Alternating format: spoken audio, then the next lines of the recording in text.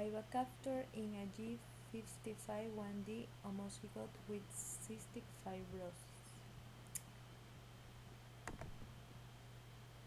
Introduction. Cystic fibrosis is an autosomal recessive lethal disease caused by mutation in the cystic fibrosis transmembrane conductance regulator (CFTR) gene that encodes for CFTR, an epithelial cell surface express protein responsible for the transport of chloride. Cystic fibrosis (CF) is a multisystem disorder that affects the chloride transport system in exocrine tissues. Cystic fibrosis, the hallmark, is a classic triad of symptoms most often from infancy or childhood that associate progressive obstructive lung disease with sputum infected by Staphylococcus aureus or Pseudomonas aeruginosa, exocrine pancreatic insufficiency, and a high sweet chloride level.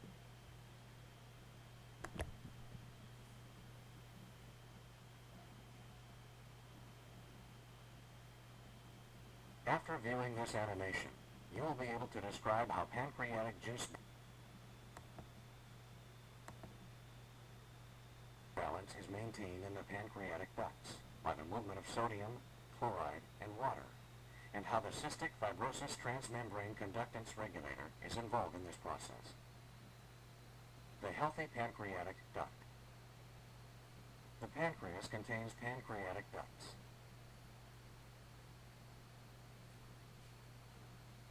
These ducts are lined by pancreatic duct epithelial cells, which help maintain the proper viscosity of the pancreatic juice. One of the important components in maintaining this balance is the cystic fibrosis transmembrane conductance regulator, also known as the CFTR chloride channel. In maintaining the correct fluid balance of the pancreatic juice, chloride is pumped out of the cell by the CFTR chloride channel. The high concentration of chloride in the pancreatic juice creates a negative charge, which pulls positively charged sodium and water into the pancreatic juice. As a result, the volume of the pancreatic juice increases. During this process, the pancreatic duct epithelial cells also produce bicarbonate, an important molecule that helps establish an optimal and pH-neutral environment for digestive enzymes to function. The cells release bicarbonate into the pancreatic juice, though the exact mechanism for its release is unknown and is still being studied. If the volume of the pancreatic juice increases too much, the pancreatic duct cells decrease the volume by the following method. First, sodium is pumped out of the basal side of the cell. This creates a concentration gradient, causing sodium from the pancreatic juice to move into the cell through sodium channels. The chloride is pulled both into the cell and between the cells. The concentration gradient that is created causes water to leave the pancreatic juice, decreasing its volume and maintaining fluid and electrolyte equilibrium. The pancreatic duct with cystic fibrosis. The pancreatic duct epithelial cells in approximately 90% of people with cystic fibrosis have key differences with healthy pancreatic duct epithelial cells. Because of genetic mutations, the CFTR chloride channel is either non-functional or missing from the cell surface. This causes chloride to be trapped in the cell. Without the chloride movement out of the cell, neither sodium nor water can move into the pancreatic juice. This causes the pancreatic juice to become viscous. At the same time, the sodium channel is more active, causing sodium to move into the cell. This pulls chloride and water out of the pancreatic juice, causing the juice to thicken and therefore become more viscous. Over time, this causes pancreatic duct blockage and prevents the release of pancreatic enzymes. These enzymes are unable to flow normally from the pancreas into the small intestine, impairing digestion.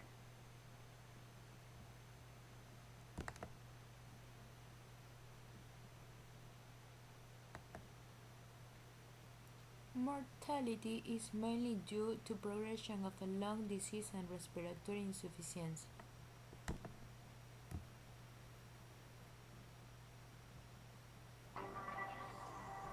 fibrosis is a genetic disease that alters the body's respiratory, digestive, and reproductive systems. It affects the body's epithelial cells that comprise the lining of the lungs, pancreas, liver, sweat glands, digestive tract, and reproductive system. Normally, the epithelial cells release a slippery layer of mucus, captures dust and germs, and acts as a lubricant. A person with cystic fibrosis inherited a gene that causes the epithelial cells to produce a defective protein.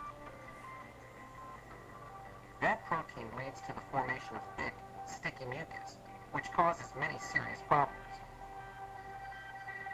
The sticky mucus can clog the bronchial tubes, interfere with breathing, causing coughing and wheezing, cause fatigue, interfere with digestion and absorption of nutrients, which can limit growth and weight gain and cause chronic diarrhea. Common symptoms of cystic fibrosis include persistent coughing, poor weight gain, bulky stools, and very salty tasting skin in infants. Treatment of cystic fibrosis varies according to the stage of the disease and which organs are affected.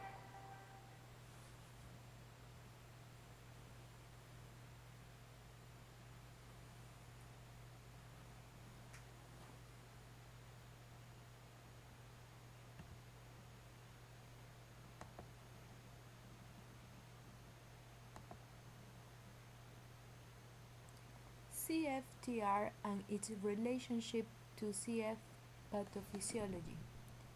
The volume depletion of the lung airway surface liquid is caused by a reduction in the quantity or activity of CFTR protein in the apical membrane of lung epithelial cells. Accumulation of thickened mucus inevitably leads to impaired mucociliary transport, mucus stasis, airway obstruction, and pathogen-induced inflammation. Once obstruction is established, multiple mechanisms perpetuate excessive chronic inflammation, mucus hypersecretion, and chronic bacterial infection. This creates a progressive chronic airway disease leading to end-stage lung disease, the primary cause of morbidity and mortality in this disorder. Ivacaftor is a CFTR potentiator approved for the treatment of CF. Patients reached 6 years of age with at least one copy of the G551D CFTR mutation.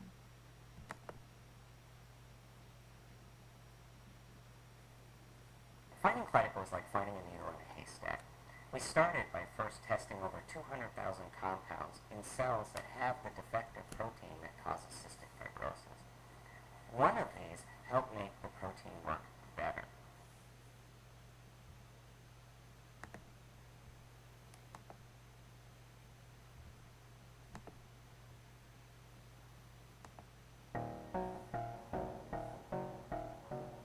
In lung airways and passages in other organs, cell surfaces have tiny proteins called CFTR.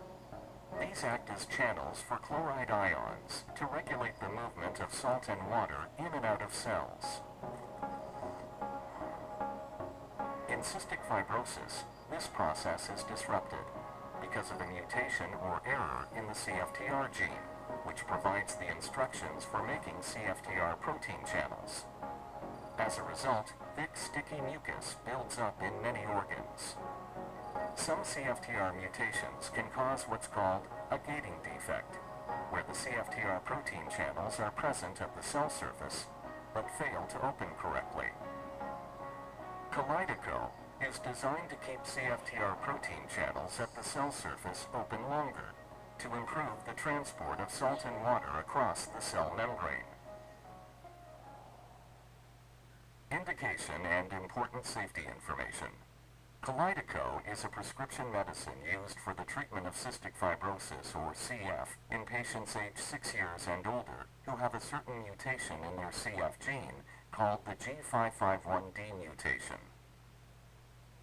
Kalydeco is not for use in people with CF due to other mutations in the CF gene. It is not effective in CF patients with 2 copies of the F508del mutation in the CF gene. It is not known if Kalydeco is safe and effective in children under 6 years of age. Kalydeco should not be used with certain medicines, including the antibiotics rifampin and rifabutin, seizure medications, phenobarbital, carbamazepine, or phenytoin, and the herbal supplement St. John's wort. Kalydeco can cause serious side effects. High liver enzymes in the blood have occurred in patients taking Kalydeco. Regular assessment is recommended. The most common side effects associated with Kalydeco include headache, upper respiratory tract infection or common cold, including sore throat, nasal or sinus congestion, and runny nose, stomach or abdominal pain, diarrhea, rash, nausea, and dizziness. These are not all the possible side effects of Kalydeco. Patients should tell their healthcare providers about any side effect that bothers them or doesn't go away. Please see full prescribing information for Kalydeco at www.kalydeco.com.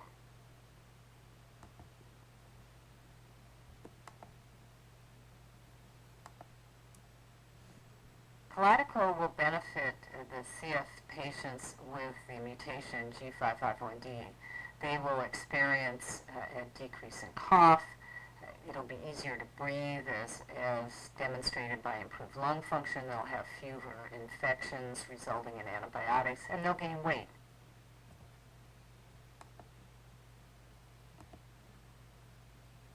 Results of studies of Ivacaftor.